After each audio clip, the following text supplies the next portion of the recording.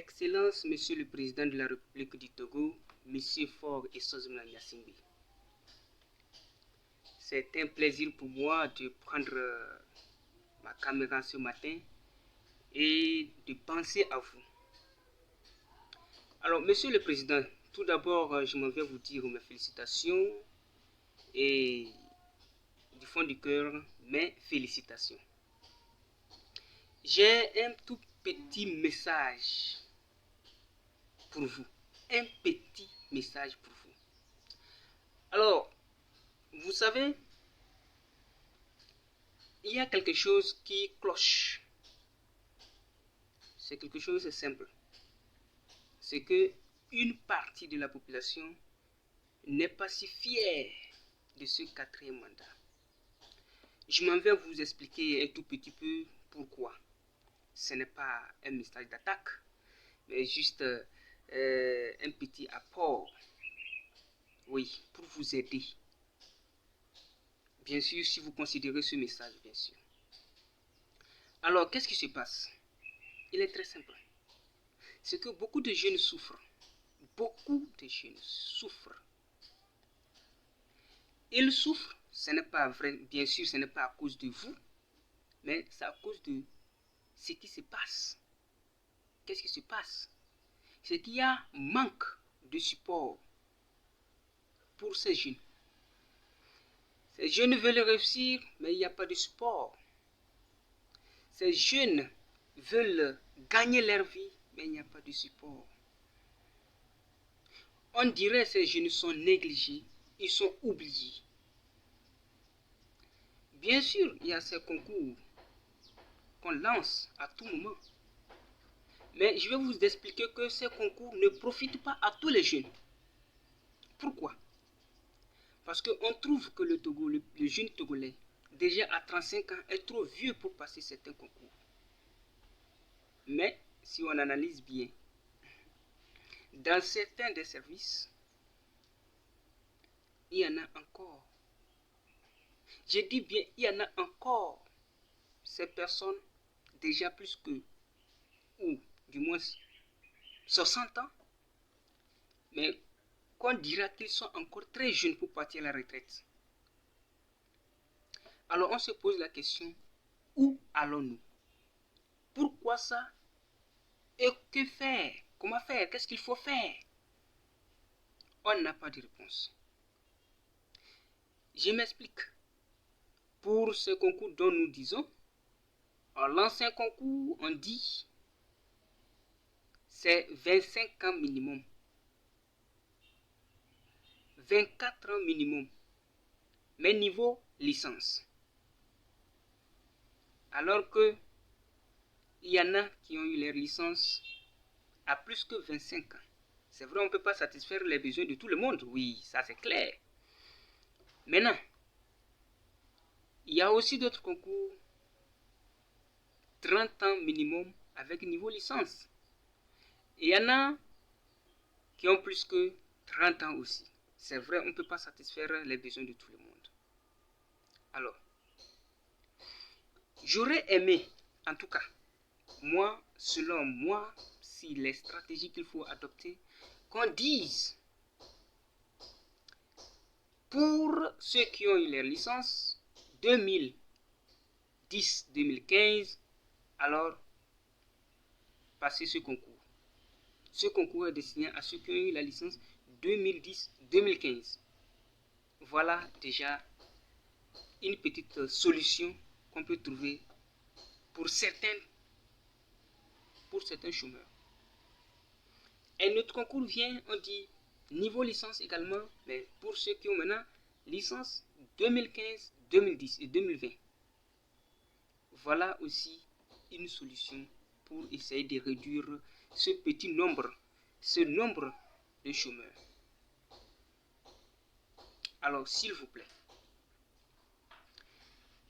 il y a quelque chose qu'on ne comprend pas et on veut vraiment comprendre. Ce pays est grand, est bien plus grand pour avoir un seul service de nationalité. Ce n'est pas bien.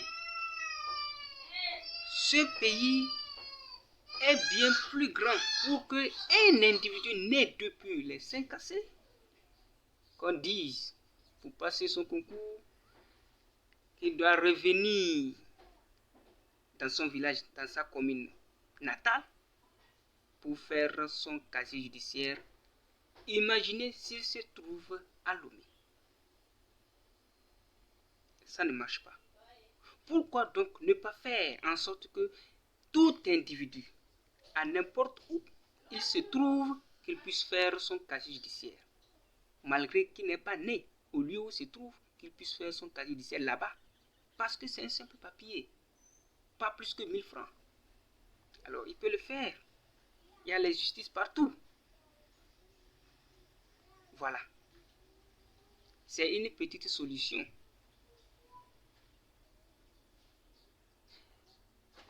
Monsieur le Président,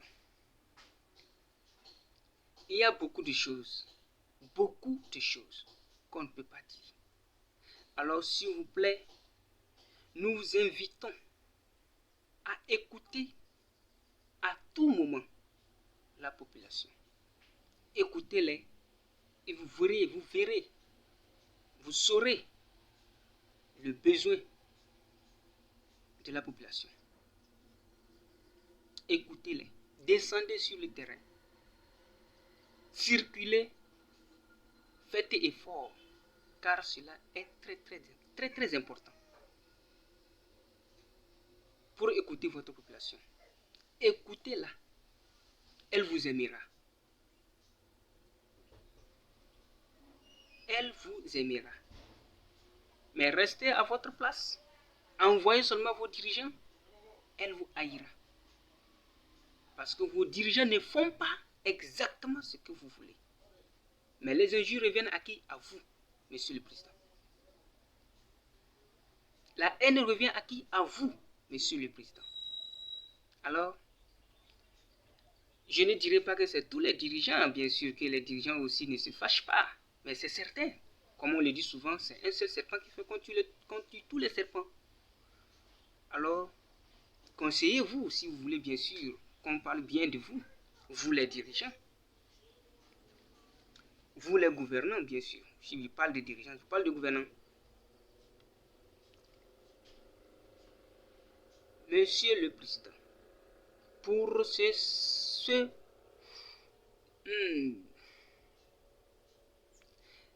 cette histoire de passeport,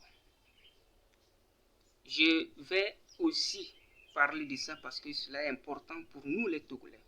Ce n'est pas un seul individu qui va chercher son passeport, mais c'est la majorité. Sinon, tous les Togolais vont vouloir avoir ça. Bon, ceux qui sentent vraiment le besoin. Pourquoi ne pas faire en sorte que ce passeport, qu'on puisse l'établir, ne serait-ce à 15 000 ou à 20 000 pour aider la population. Sinon 30 000, c'est trop et trop, beaucoup trop. On souffre, on veut faire un papier, on se refuse de le faire parce qu'on n'a pas l'argent pour s'acheter ce papier. Ça nous fait mal. Tu trouves une occasion pour te déplacer, non, pour voyager, tu es obligé de courir de gauche à droite parce que tu as besoin de 30 000 si tu n'as pas ça pour faire ce passeport. Monsieur le Président, nous vous invitons à réfléchir encore sur le coût du passeport parce que c'est très important pour nous, surtout nous les jeunes qui venons. On est né ici, rien ne prouve qu'on va mourir ici, ou rien ne prouve qu'on va faire notre vie ici. Alors que celui qui a envie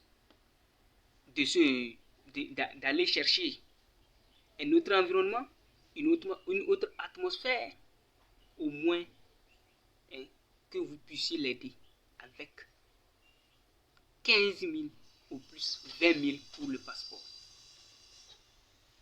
c'est nécessaire. C'est nécessaire. Ok, Monsieur le Président, Faure Essosbona Gnassingbé,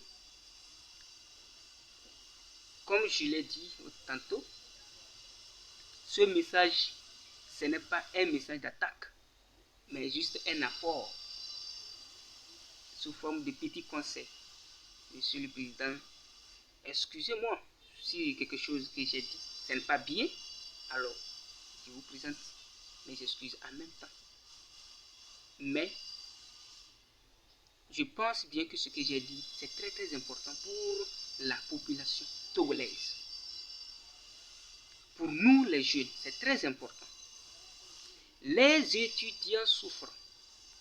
Les gens sont à la merci des conducteurs de taxi-moto, communément appelés Gémidjan plutôt. D'autres sont à la merci des agents de sécurité, Monsieur le Président. Pour ce fléau d'agents de sécurité, Monsieur le Président, je vais vous rappeler que n'encouragez pas, s'il vous plaît, n'encouragez pas ces sociétés, n'encouragez pas ces entreprises à exploiter votre population de la sorte. Agent de sécurité, il fait tout ce qu'il faut.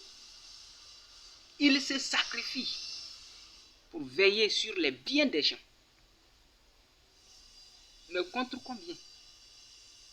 En contrepartie de quelque chose qui ne vaut rien. Juste un SMIC ajouter 5 000. Au plus ajouter 10 000. SMIC ajouter 5 000. SMIC ajouter 10 000. Combien ça? Ça ne vaut rien. 40 000, 45 000. C'est pas bien pour cet individu qui se sacrifie. Monsieur le Président, n'encouragez pas ces sociétés.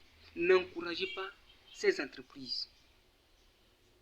Il n'a pas tort d'aller se présenter comme je vais être agent de sécurité pour votre société.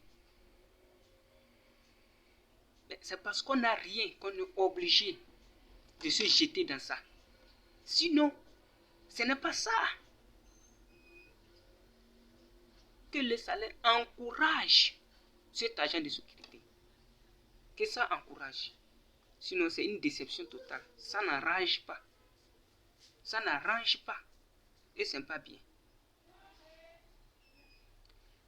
Ok. Je vous remercie parce que j'en ai fini. Et je pense que ce que j'ai dit, c'est très important et que vous allez prendre ça en considération. Et veuillez m'excuser si j'ai dit quelque chose qui ne vous convient pas. Merci beaucoup.